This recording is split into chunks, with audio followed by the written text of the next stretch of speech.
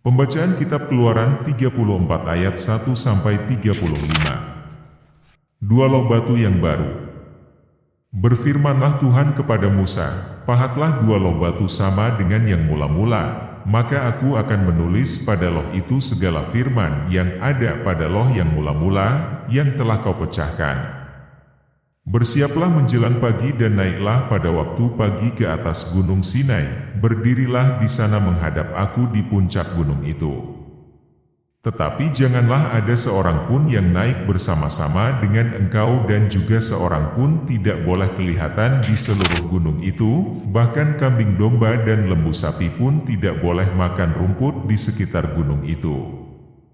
Lalu Musa memahat dua loh batu sama dengan yang mula-mula, bangunlah ia pagi-pagi dan naiklah ia ke atas gunung Sinai, seperti yang diperintahkan Tuhan kepadanya, dan membawa kedua loh batu itu di tangannya. Turunlah Tuhan dalam awan, lalu berdiri di sana dekat Musa serta menyerukan nama Tuhan. Berjalanlah Tuhan lewat dari depannya dan berseru, Tuhan, Tuhan, Allah penyayang dan pengasih, panjang sabar, berlimpah kasihnya dan setianya, yang meneguhkan kasih setianya kepada beribu-ribu orang, yang mengampuni kesalahan, pelanggaran dan dosa, tetapi tidaklah sekali-kali membebaskan orang yang bersalah dari hukuman, yang membalaskan kesalahan bapa kepada anak-anaknya dan cucunya, kepada keturunan yang ketiga dan keempat.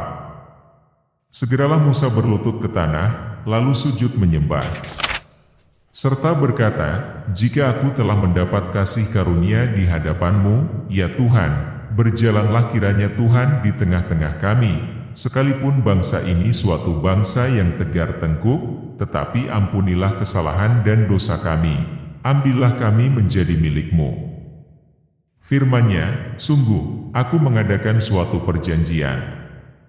Di depan seluruh bangsamu ini akan kulakukan perbuatan-perbuatan yang ajaib, seperti yang belum pernah dijadikan di seluruh bumi di antara segala bangsa. Seluruh bangsa, yang di tengah-tengahnya engkau diam, akan melihat perbuatan Tuhan, sebab apa yang akan kulakukan dengan engkau, sungguh-sungguh dahsyat. Tetapi engkau, berpeganglah pada yang kuperintahkan kepadamu pada hari ini.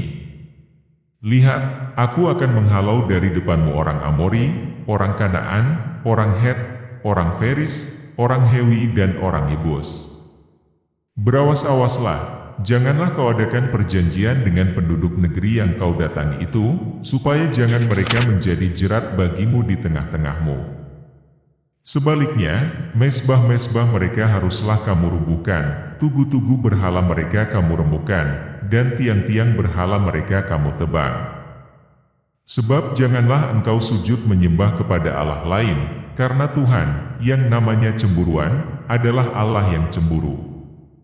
Janganlah engkau sampai mengadakan perjanjian dengan penduduk negeri itu, apabila mereka berzinah dengan mengikuti Allah mereka dan mempersembahkan korban kepada Allah mereka, maka mereka akan mengundang engkau dan engkau akan ikut makan korban sembelihan mereka. Apabila engkau mengambil anak-anak perempuan mereka menjadi istri anak-anakmu dan anak-anak perempuan itu akan berzinah dengan mengikuti Allah mereka, maka mereka akan membujuk juga anak-anakmu laki-laki untuk berzinah dengan mengikuti Allah mereka. Janganlah kau buat bagimu Allah tuangan.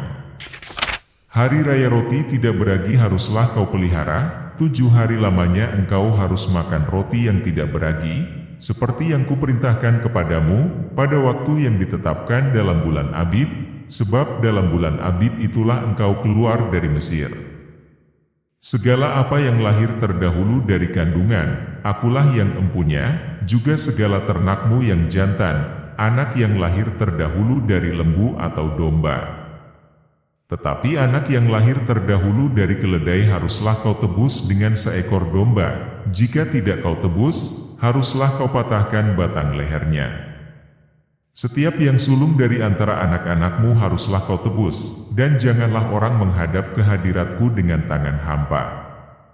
6 harilah lamanya engkau bekerja, tetapi pada hari yang ke-7 haruslah engkau berhenti, dan dalam musim membajak dan musim menuai haruslah engkau memelihara hari perhentian juga. Hari Raya 7 Minggu, yakni Hari Raya Buah Bungaran dari penuaian gandum, haruslah kau rayakan, juga Hari Raya Pengumpulan Hasil pada pergantian tahun. 3 kali setahun segala orangmu yang laki-laki harus menghadap ke hadirat Tuhanmu Tuhan, Allah Israel. Sebab aku akan menghalau bangsa-bangsa dari depanmu dan meluaskan daerahmu, dan tiada seorang pun yang akan mengingini negerimu, apabila engkau pergi untuk menghadap ke hadirat Tuhan, Allahmu, 3 kali setahun. Janganlah darah korban sembelihan yang kepadaku kau persembahkan beserta sesuatu yang beragi, dan janganlah ada dari korban sembelihan pada hari raya Paskah bermalam sampai pagi. Yang terbaik dari buah bungaran hasil tanahmu haruslah kau bawa ke dalam rumah Tuhan, Allahmu. Janganlah engkau masak anak kambing dalam susu induknya.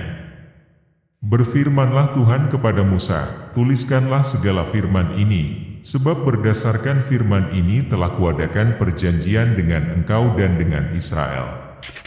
Dan Musa ada di sana bersama-sama dengan Tuhan 40 hari 40 malam lamanya, tidak makan roti dan tidak minum air, dan ia menuliskan pada loh itu segala perkataan perjanjian, yakni ke-10 firman.